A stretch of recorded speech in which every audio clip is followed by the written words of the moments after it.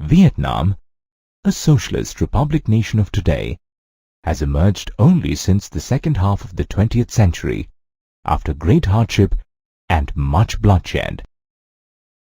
It all began in 1858, when the French troops landed in Vietnam to colonize the nation.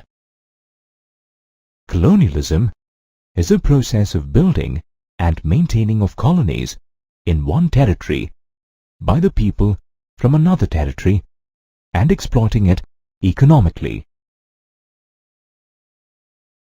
Their belief was that Vietnam was a backward country, and it was the responsibility of the French to modernize it.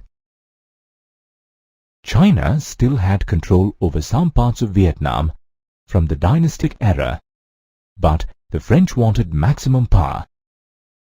After the French Indochina War, the French gained control over the regions of Tonkin and Annam, which led to the formation of French Indochina in 1887. Indochina refers to the region in Southeast Asia. In fact, the modern-day countries of Vietnam, Cambodia, and Laos formed the Indochina. Trade had flourished in old Vietnam, and it was linked with the maritime Silk Route, which was favorable for the exchange of goods, people, and ideas. Silk Route refers to an interconnected network of trade routes that connects Eastern, Southern, and Western Asia with the Mediterranean world, including North Africa and Europe. The French had established economic and military dominance over Vietnam and exploited its natural resources, such as the river Mekong of Vietnam, to facilitate their trade and transportation. From a business perspective, the French wanted to increase cultivation and movement of goods. Therefore, they built canals, earthworks, and drained lands in the Mekong Delta using forced labor. The vast irrigation developed by the French was used to increase the rice production for the international market. By 1931, Vietnam became the third largest exporter of rice in the world. They also constructed a railway network to connect the northern and southern parts of Vietnam with China. Another railway network linked Vietnam with Siam, or the present-day Thailand. The concept of colonialism generated many debates and discussions amongst the intelligentsia. Writer and policy-maker Paul Bernard believed that the prime motive behind acquiring colonies was to flourish business and make profits. Therefore, it was important for France to develop the economy of Vietnam in order to make their business profitable. He also suggested that industrialization would ensure sufficient employment. The Vietnamese economy was predominantly based on rice and rubber plantations owned by the French and elites in Vietnam. Indentured labor, or labor based on contract, was used in these plantations from the mid-19th century, and the French did not want to industrialize the economy. The French did not adopt any measures as suggested by Paul Bernard, and consequently, feudalism increased in rural Vietnam and standard of living decreased. The French colonization and their growing dominance in the country created tremendous unrest in Vietnam and resulted in nationalist resistance. This was the start of the nationalist movement in Indochina. Comb in the left hand, scissors in the right. Snip, snip, clip, clip. Watch out, be careful. Drop stupid practices, dumb childish things, speak openly and frankly, study Western customs. Seems like a harmless song, doesn't it? It is a hair-cutting chant which ridiculed the Vietnamese tradition of keeping long hair. Such songs were used by the French schools to demean natives and popularize Western customs like short hair, Western clothing, and sports. The French colonists believed in carrying out a civilizing mission under the guise of modernizing the colony, and they used education as a tool to do so.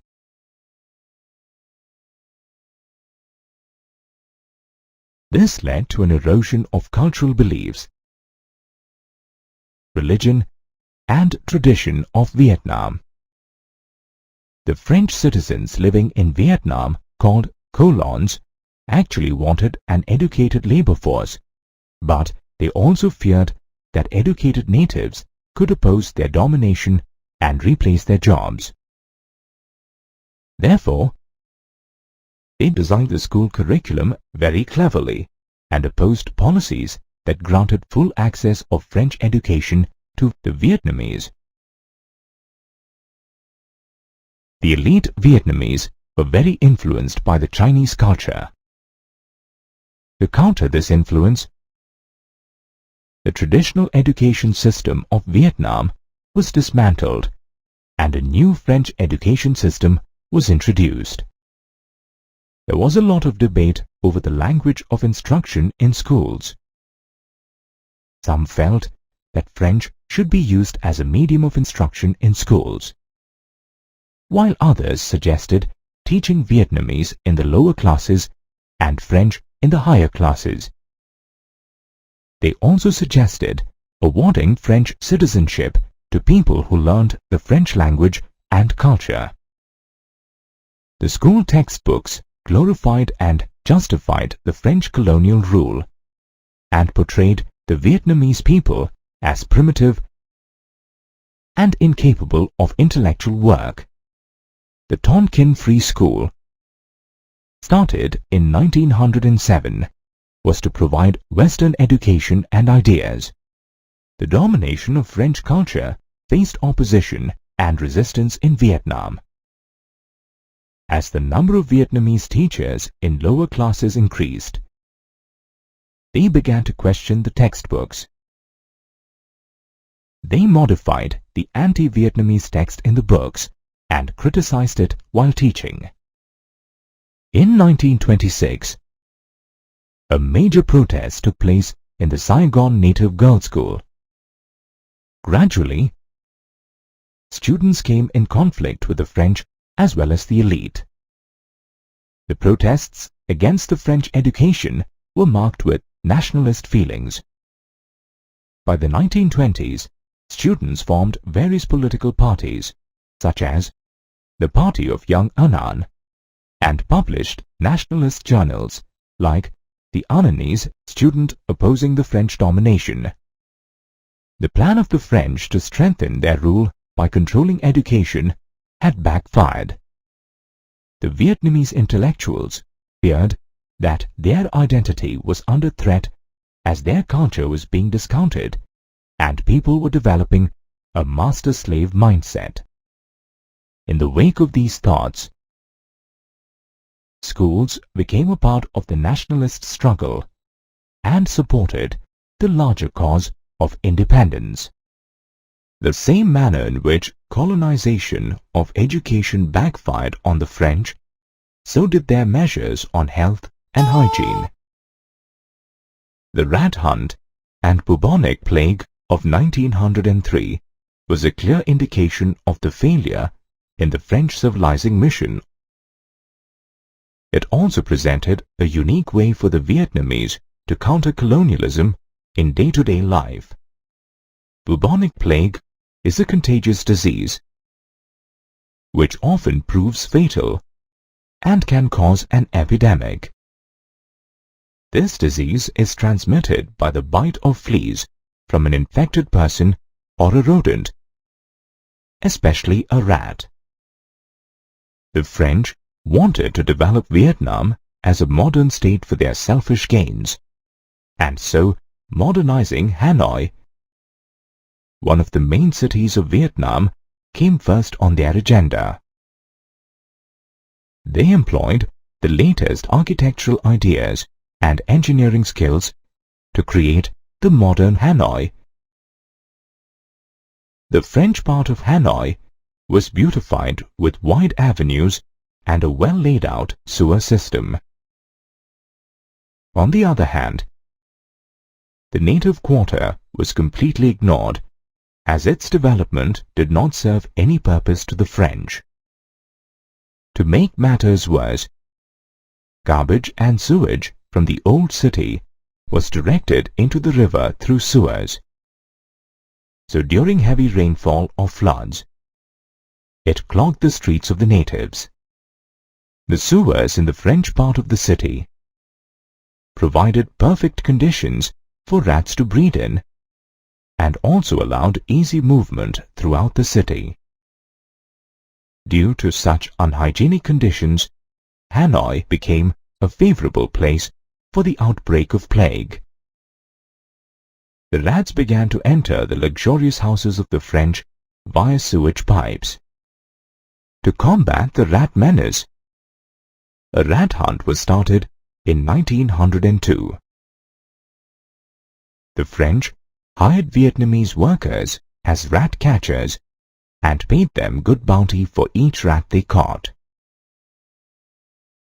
While catching rats in dirty sewers, the Vietnamese realized the concept of collective bargaining. They understood that they could manipulate the situation to their advantage and make a lot of money. To collect their reward from the French, the rat catcher had to show a clipped tail of the rat as proof that the rat had been killed. To maximize their gains, rat catchers began clipping the tails of the rats and releasing them so that the rat hunt could go on forever. On the other hand, some people began raising rats to earn money. As a result, the French had to abandon the bounty program. Meanwhile, the bubonic plague continued to affect Hanoi during 1903 and the subsequent years. The efforts to modernize Hanoi had backfired, and the rat hunt marked the defeat of French colonizers and an utter failure of their civilizing mission. Here's a painting depicting the execution of Father Berets, a Catholic missionary in Vietnam. Let's understand the events that gave rise to such cruel acts. The French exercised colonialism not just politically, but socially and culturally as well. The culture of any country is influenced by the religion because religion shapes the basic values of people.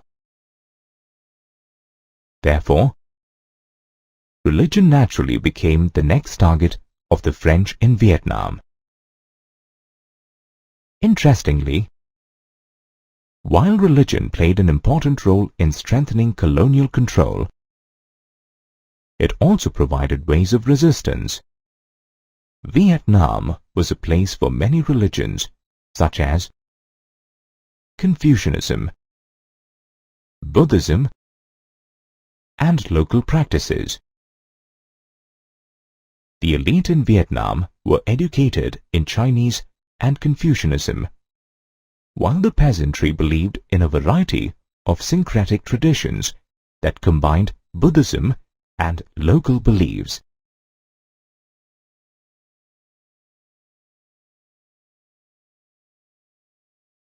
Buddhism is the religion and philosophy founded by Siddhartha Gautama, commonly known as Buddha or the Awakened One.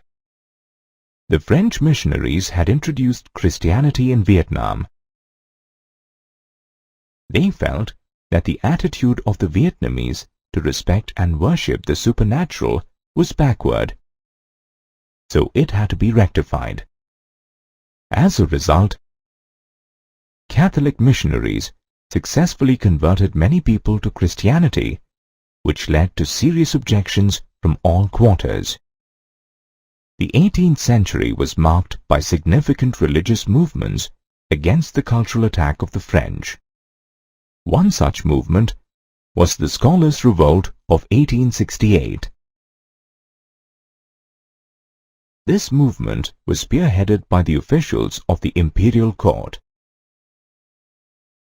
They led a general uprising in Nguyen and Hatien regions where over 1,000 Catholics were killed. The Scholars' Revolt was crushed by the French, but it inspired many other patriots to revolt in the future. In Vietnam, many popular religions were spread by people who claimed to have had a vision of God. Some of these movements supported the French rule, while a few inspired rebellions against them. Hoa Hao was one such movement against the French, which started in 1939 and became a rage in the Mekong Delta. The man behind this movement was Yun Pu So. The French tried to suppress the Hoa Hao movement by calling Yun Pu So insane, and he was put in a mental asylum. To get rid of him, the French exiled him to Laos and sent many of his followers to concentration camps. Concentration camps refer to prisons where people were detained without due process of law. During the Second World War, the Nazis kept Jews in such camps.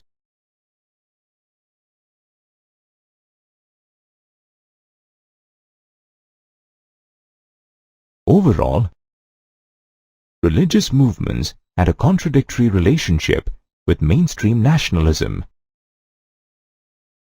While political parties sought their support, they were also uncomfortable with their rituals and activities. However, religious movements were certainly successful in provoking anti-imperialistic sentiments. Vietnamese nationalism was marked by the opposition of colonialism in all spheres of life. The Vietnamese also struggled with questions like what it meant to be modern and nationalist. They debated if it was essential to discard age-old traditions and social customs to become modern, and also questioned whether the West was the perfect example of growth and civilization. While one group of intellectuals were in favor of strengthening Vietnamese traditions in order to resist Western domination, the other group felt that Vietnam could imbibe the best from the West even while opposing their domination. These contrasting views led to a lot of unending debates.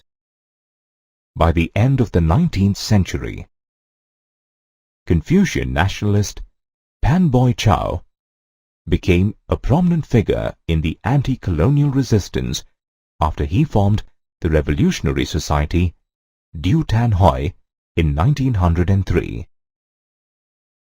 In 1905, Pan Boi Chau met the Chinese reformer Liang Qichao in Yokohama, who guided Chau in writing his influential book, The History of the Loss of Vietnam.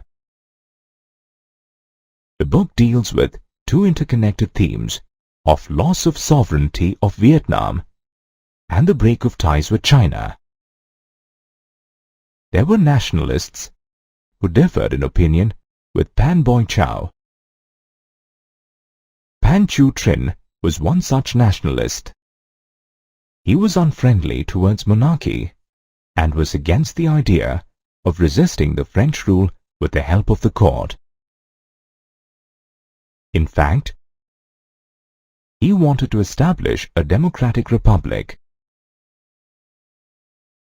Pan Chu Trinh did not want to reject Western civilization totally. He accepted the French revolutionary ideal of liberty, but accused the French for not abiding by the ideal. Early Vietnamese nationalists shared good relations with Japan and China. Both these countries provided models for change and served as refuge for the people absconding from the French. These countries also became the center for revolutionaries to build their network. During 1907 and 8, about 300 Vietnamese students visited Japan to get modern education. Many of them wanted arms and military help from Japan in order to overthrow the French in Vietnam and re-establish the deposed Nguyen dynasty. These students established a branch of the Restoration Society in Tokyo. However, after 1908, the Japanese ministry took a tough stand. It asked the revolutionaries, including Pan Boy Chow, to leave Japan and seek exile in China and Thailand. Apart from Japan, Vietnamese nationalists were also inspired by developments in China. In 1911, the Chinese monarchy was overthrown by a popular movement under Sun Yat-sen, and thereafter a republic was set up. These developments encouraged Vietnamese students to organize an association for the restoration of Vietnam, which primarily aimed at realizing the objectives put forward by the revolutionaries. This was a dramatic turn in the independence movement of Vietnam. Now the objective of the revolutionaries was to establish a democratic republic in Vietnam and not a constitutional monarchy. Here's the man who introduced communism to Vietnamese politics and shaped the independence of Vietnam. Meet Ho Chi Minh, the founder of Vietnamese Communist Party.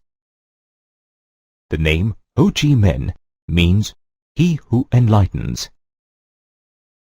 He is credited for bringing together different nationalist groups in Vietnam in 1930.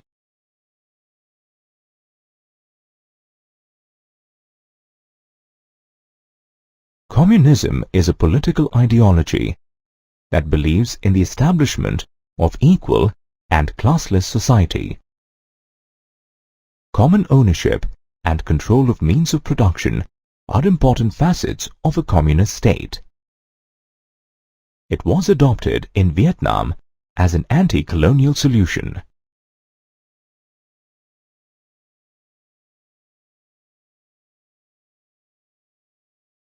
Let's quickly capture the situation in Vietnam during the 1930s. The Great Depression had led to a sharp fall in prices of main agricultural products such as rubber and rice. This resulted in the rise of debts, unemployment, and rural uprisings in Vietnamese provinces of Nghệ An and Hà Tĩnh. These provinces were very poor and prone to rebellions. Therefore, they were also known as electrical fuses of Vietnam. In 1940, Japan occupied Vietnam in order to make imperial gains in Southeast Asia. At this time, the League for the Independence of Vietnam, also known as the Viet Minh, fought with Japan and recaptured Hanoi in September 1945.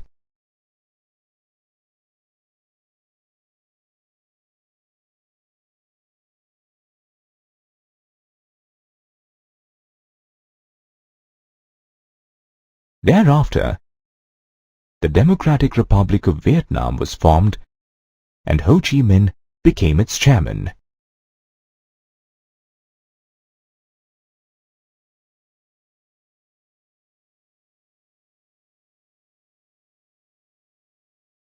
The new Republic of Vietnam faced a lot of challenges after 1945. The French tried to gain control by using Bao Dai as the puppet king of Vietnam. General Henry Navarre, a supreme French commander, was confident of winning the battle and wanted to attack Viet Minh even in their remote bases. However, his plans failed miserably. After 8 years of fighting, the Viet Minh defeated the French in Dien Bien Phu. This defeat thoroughly demoralized the French and crushed their hopes of retaining Vietnam. This battle convinced the Vietnamese of their ability to fight with imperialists through determination and strategic planning. After the French defeat, the peace negotiations took place in Geneva. In order to give solace to their bruised ego, the French persuaded the Vietnamese to accept the division of the country into two parts, North Vietnam and South Vietnam.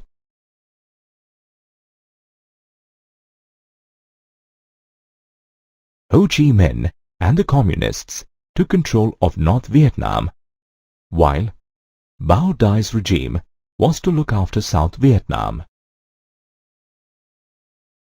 After the division, a series of events ensued that turned Vietnam into a battlefield for a long time. In South Vietnam, the Bao Dai regime was soon overthrown by a coup led by Ngo Dinh Diem, an authoritarian.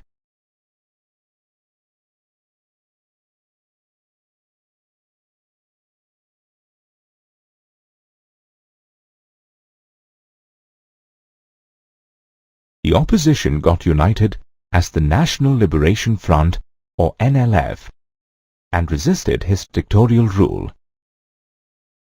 NLF fought for the unification of the country with the help of the Ho Chi Minh government in North Vietnam.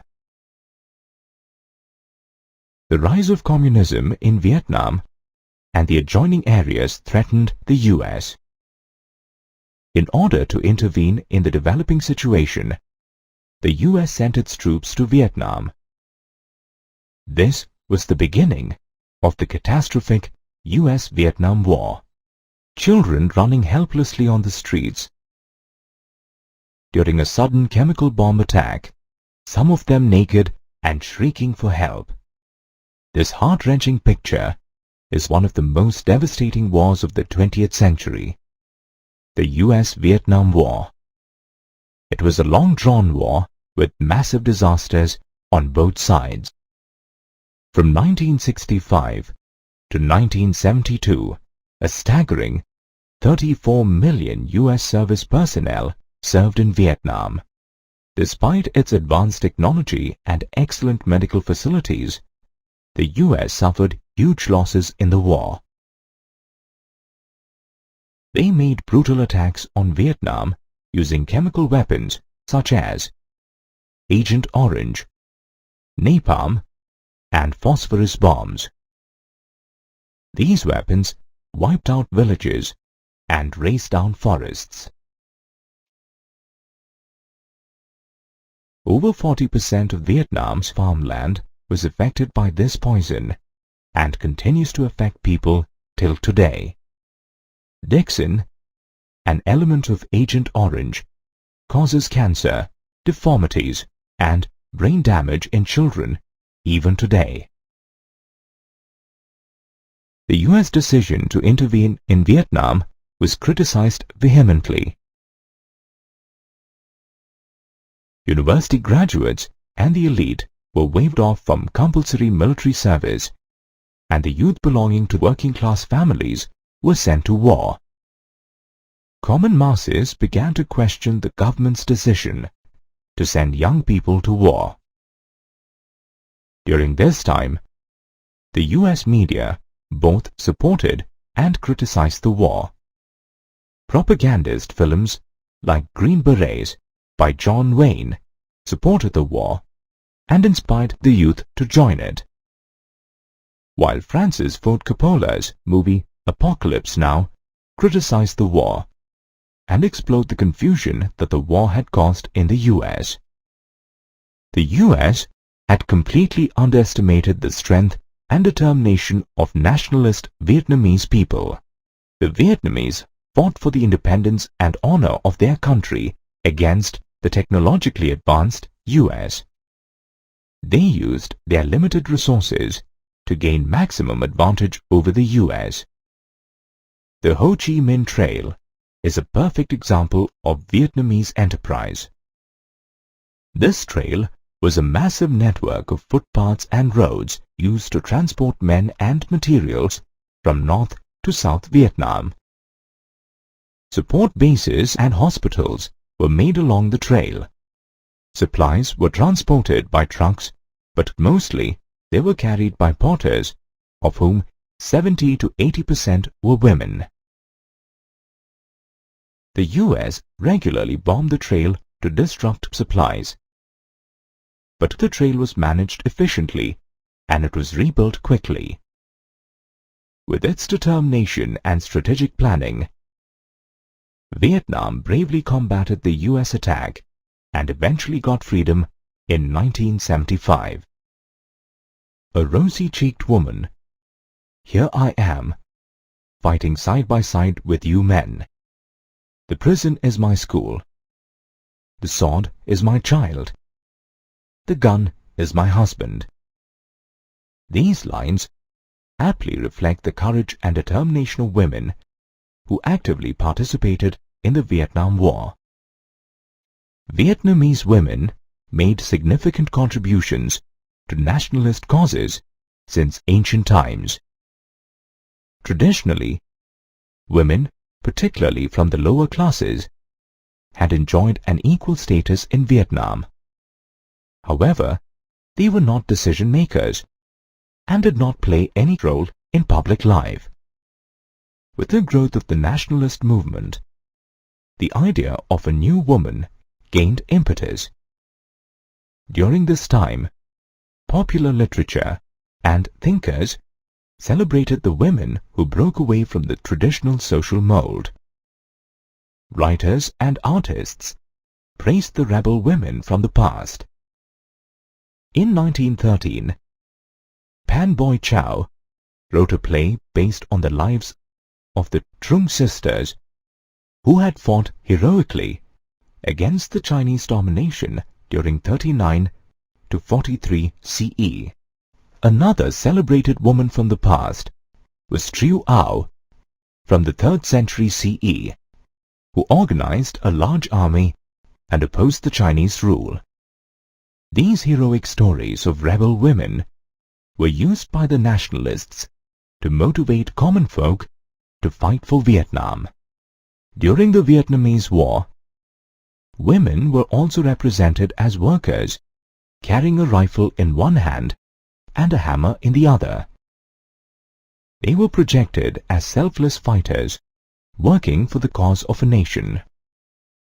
Newspapers and magazines carried out many stories about the unmatched bravery of Vietnamese women.